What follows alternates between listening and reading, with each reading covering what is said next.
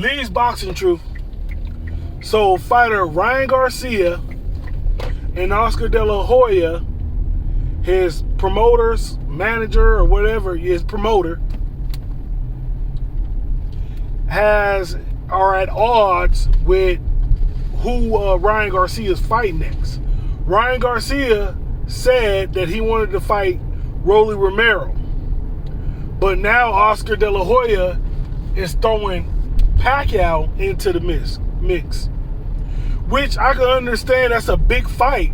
But I heard this fight was supposed to happen before. The whole thing about it is, I think some of these promoters are getting besides themselves, especially when you have a star like a Ryan Garcia.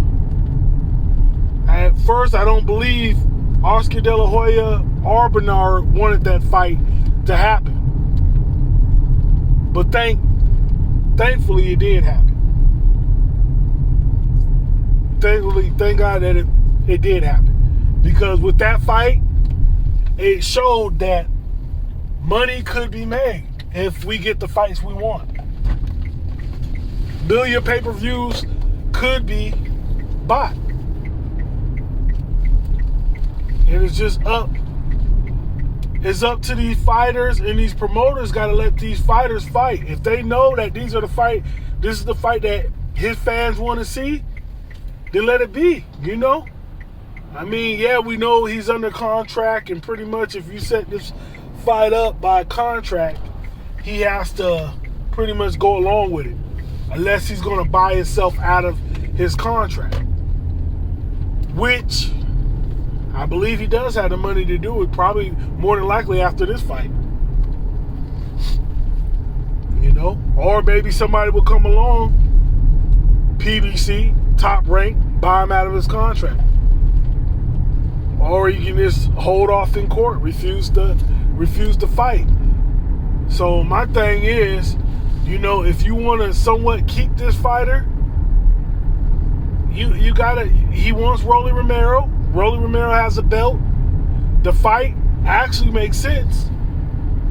Both of them coming off one of them coming off a loss, one of them coming off a controversy win, which a lot of people felt he lost. So why not listen to what your fighter wants? These fans are wanting these fights.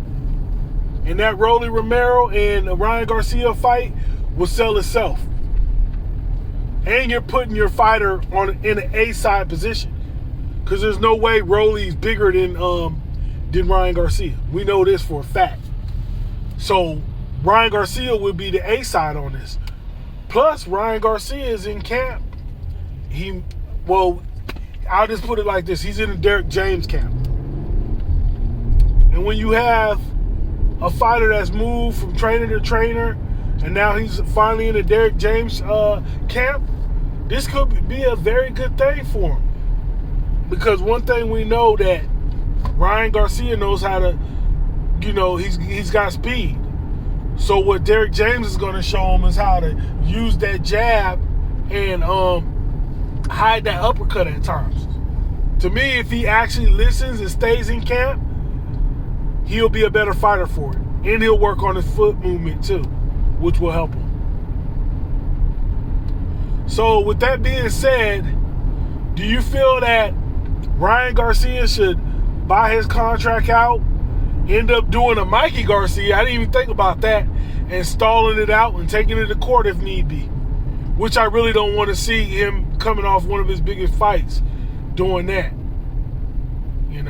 Or face Pacquiao, which to me is definitely a harder fight than Rolley Romero. Even though Pacquiao is retired, he retired and he's coming back and he didn't look good against his fight against Ugas, I feel like Pacquiao's still a dangerous fighter that can hurt Ryan Garcia.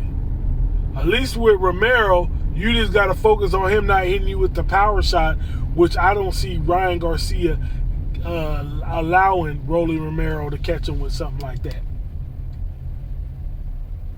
So with that being said, put what you think in the comment section. Lee's Boxing Truth. Like, comment, please subscribe.